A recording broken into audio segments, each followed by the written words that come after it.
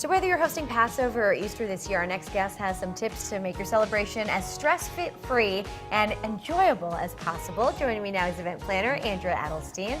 Welcome to CT Style. Thank you for having me. So is it possible to actually enjoy the holiday when you're hosting? Of course it's possible. All you have to be is organized and you need to ask for help. Okay. And so lots of people ask for help, but they aren't really asking for what they need. Okay. So if you make your menu, when you make your guest list, you end up calling people and saying, please come to my house for the holiday. They're so happy. You can say, can you help me? And most people will say yes right away. Typically people offer to bring something, right? Right. So, but the tip is not to say, oh, can you bring asparagus? The tip is to say, can you bring me a green vegetable that's room temperature? Because as you spend your time making this holiday, you've got things in the oven, things on top of the stove, things in the microwave.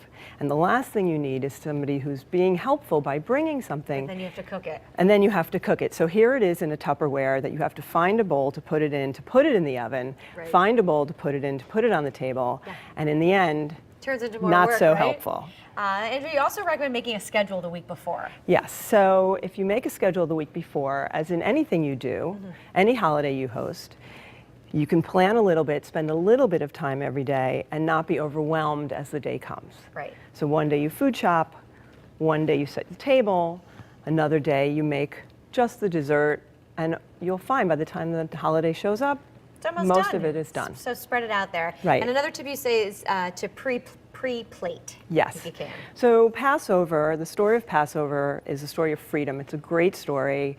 And, you know, the part about Passover is you tell the story, but the story takes a little bit of time. And we live in a world where we don't sit so well anymore. Movies are shorter than they used to be.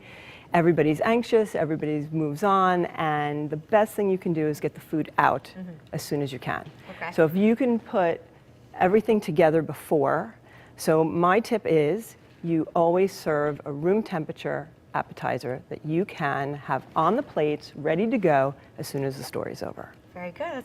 That's great advice here. And another tip you say is to have some activities planned, and you have them on the table here. So especially if you're having little kids, as much as you want them to learn the story and you want them to enjoy and know that the holiday's special, you need to keep them engaged. So when they're very little, there's finger puppets, that each puppet is a plague, which is so much fun.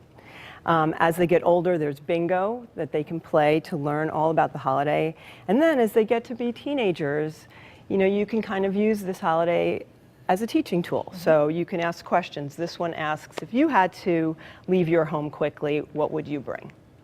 And that sparks discussion, and everybody gets engaged at the table. All right. Sounds great there. And also, rather than serving your guests, have them get up, right? Yes. Maybe do a buffet? It's a long holiday, and everybody wants to move around. They want to talk to people who might not be sitting next to them at the table. So have them do a buffet, have them get up, serve themselves. You can also preset the buffet before you even get started, so it saves you time. But also, if you do dessert in a different room, gets them up yet again, moves them into a different room, they sit next to somebody else, they talk to somebody else. That's a great point. Really get to relax and enjoy being together. Yeah, and your table is just beautiful. I love the frogs here. So another tip is everybody likes to decorate the table, and everybody's always looking to buy things, napkin rings, you know, special glasses, whatever that is. But the truth is you have these things in your home.